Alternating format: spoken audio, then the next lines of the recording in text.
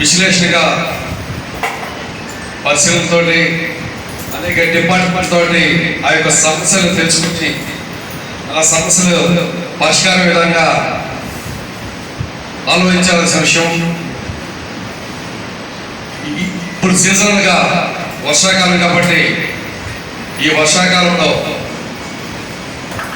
జాగ్రత్తలు తీసుకోవాల్సిన పరిస్థితి. ఆ యొక్క పంచాయతీలో ఉన్న సెక్రటరీ గారిని, సర్పంచ్ కానీ, ఎంపీసీ మెంబర్ కానీ, గ్రామ పెద్దలు కానీ తగు జాగ్రత్తలు తీసుకోవాల్సిన అవసరం ఉంది. ఎందుకంటే ఆరోగ్యమే మహాభాగ్యంగా భావించి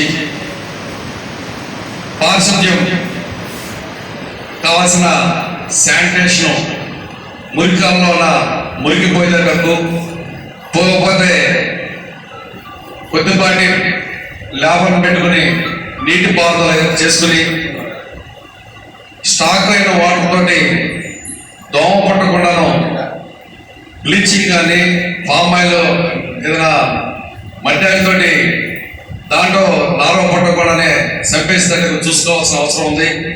అటనే వర్షాకాలం కాబట్టి కరెంటు బద్దాగా పోనీయకుండానే కరెంటు వైర్లు కానీ స్తంభాలు కానీ ముందరే పరిశీలన చేసి తగు జాగ్రత్తలు తీసుకోవాల్సిన అవసరం ఉంది. అలాగనే పంచాయతీలో ప్రతి పౌరుడికి కావాల్సిన అవసరం నీటి అవసరం. ఆ అవసరం కూడా తీర్చాల్సిన అవసరం సంబంధించిన యువ గారిది, సర్పంచ్ గారిది, ఎంపీసీ మెంబర్లు కాబట్టి వాళ్ళు కూడా బాధ్యత తీసుకుని ఆ పంచాయతీలో సమస్యలు రానియకుండా జాగ్రత్తలు తీసుకోవాల్సిన అవసరం ఉంది.